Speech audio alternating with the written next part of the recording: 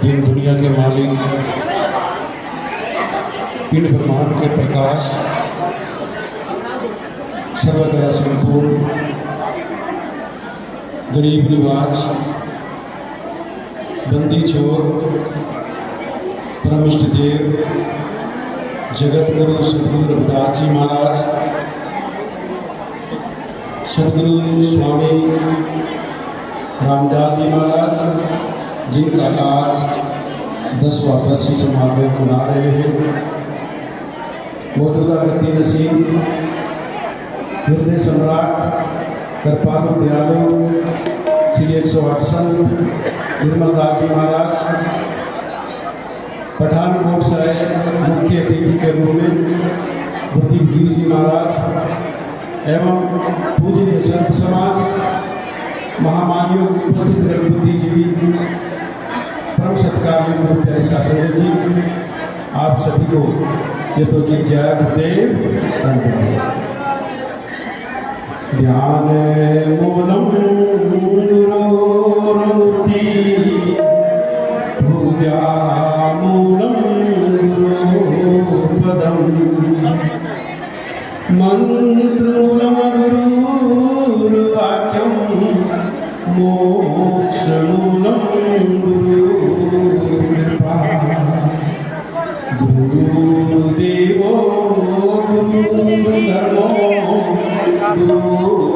गुरुशास्त्रपा, गुरोर्परं नास्ति नास्ति तत्त्वं गुरोर्परम्। गुरु प्यारे शास्त्री जी, गुरु गीता में फरमाया है,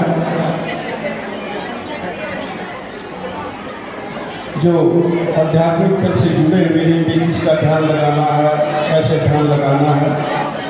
तो गुरु गीता में यही बताया गया है, यही समझा गया कि ध्यानों में मूल ध्यान अपने गुरु का ध्यान है। ध्यान मूलम गुरुर्मूर्ति, अपने गुरु का ध्यान मूल ध्यान है। पूजा मूलम गुरुपदम, संसार में जितनी भी पूजा हैं, अगर कोई मूल पूजा है वो अपने गुरु के चरणों की पूजा है। मंत्र मूलम गुरुर्वाक्यम, अगर कोई मंत्रों में महान मंत्र है वो गुरु के द्वारा बोले गए शब्द हैं, वचन हैं, उनका हमें पालन करना चाहिए। तो गुरु प्यारे शास्त्री जी, जो गुरुओं संतों महापुरुषों ने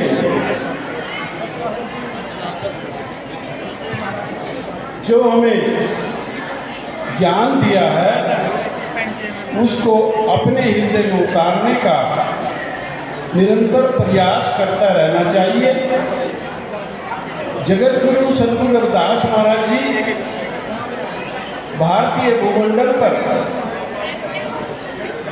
एक ऐसी शख्सियत के रूप में है कि जिनका प्रकाश पूरे विश्व में, जिनकी वाणी को पूरे विश्व में माना जाता है, उनकी वाणी का सत्कार किया जाता है, क्योंकि जगत गुरु सदगुरु रविदास महाराज जी की जो वाणी है वो किसी विशेष व्यक्ति, किसी विशेष वर्ग या किसी विशेष धर्म से जुड़ी हुई नहीं है।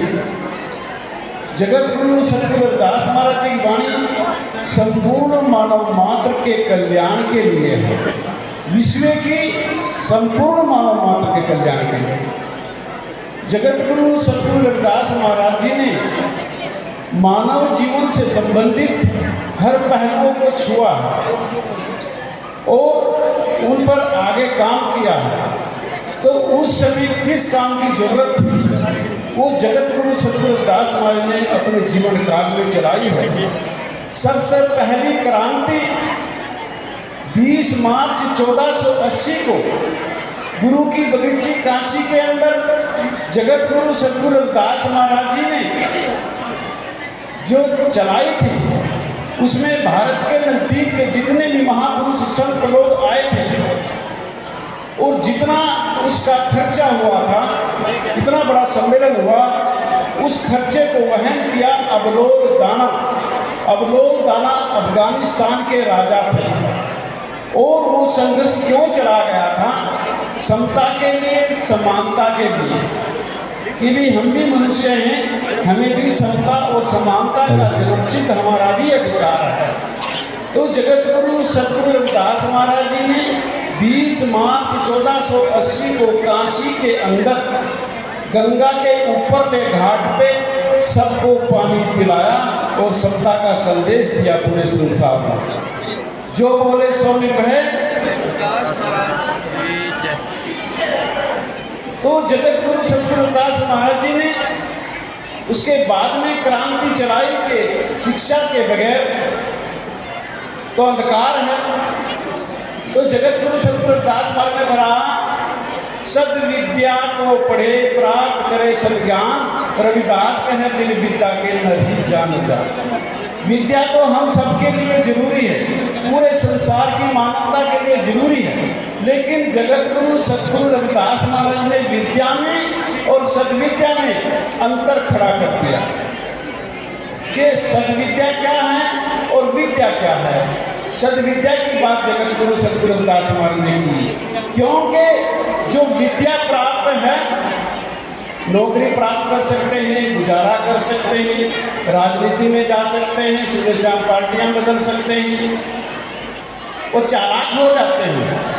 लेकिन सद्विद्या प्राप्त जो होगा वो चालाक नहीं होते, वो चालक हो जाते हैं, वो देश दुनिया को चला सकते हैं। तो जो सद्विद्या प्राप्त होगा, जैसे हमारे गुरुओं संतों महापुरुषों ने जो संघर्ष किया है, आज जो हमेशा सूरज चांद की तरह अमर हो गए और जो उनके मार्ग पर चले बाद वाले वो भी अमर हो गए, वो सद्विद्या प्राप्त थी। विद्या प्राप्त तो दुनिया में बहुत है। फिर उसके बाद में जगत गुरु सतगुरु रविदास महाराज जी कहते हैं कि किसी भी देश के, किसी भी समाज के, किसी भी परिवार के विकास के लिए विद्या और श्रम बहुत जरूरी है। जहाँ श्रम साधना है, जहाँ विद्या है, वो परिवार भी विकास करेगा, वो समाज भी विकास करेगा, वो देश भी विकास करेगा। तो जगत गुरु सतगुरु रविदास महाराज ने फरमाया है, श्रम को ईश्वर जानकर जो पूजे दिन दें, रविदास तिनी संसार में सदा मिले सुख चैन। जो इधर उधर भ्रमों में बहमों में ना फंसे और अपनी नेक कर्म करे, कमाई करे, श्रम करे और उसी को परमात्मा परमेश्वर जान करके अपने परिवार का पालन पोषण, अपने समाज में ऐसा संदेश दे, तो उसका हमेशा जीवन कल्याण होता है। तो जगत गुरु सतगुरु रविदास महाराज जी ने जीवन से संबंधित हर उस पर काम किया है। संगठन की बात कही है, संगठन भी हमारा होना चाहिए। संगठन तो भाई रोज बनते हैं, लेकिन जगत गुरु सतगुरु रविदास महाराज के शिक्षित संगठन होना चाहिए। जैसे हमारे यहाँ धाम में बैठे उत्तर भारत का हमारे ये सबसे प्रसिद्ध धाम है, तो आज ये विकास की चरम सीमाओं पर पहुंचा है। सतगुरु स्वामी रामदास महाराज जी के बाद में हम विचार कर रहे थे भी कैसे होगा, लेकिन निर्मल दास महाराज जी ने जो मौजूदा गद्दी नसीन है, इसमें 4 चांद लगा दिया, विश्व में इस डेरे का, इस धाम का नाम रोशन कर दिया। तो ऐसे ऐसे जो सम्राट दिल के हैं, जो समर्थ रूपी जिनका दिल है, आप वही वो सच्ची विद्या प्राप्त है। ऐसा नहीं कि स्कूल की डिग्री तो किसी के पास नहीं, उनके पास में सामाजिक डिग्री थी, आध्यात्मिक डिग्री थी, सारी डिग्रियां थी।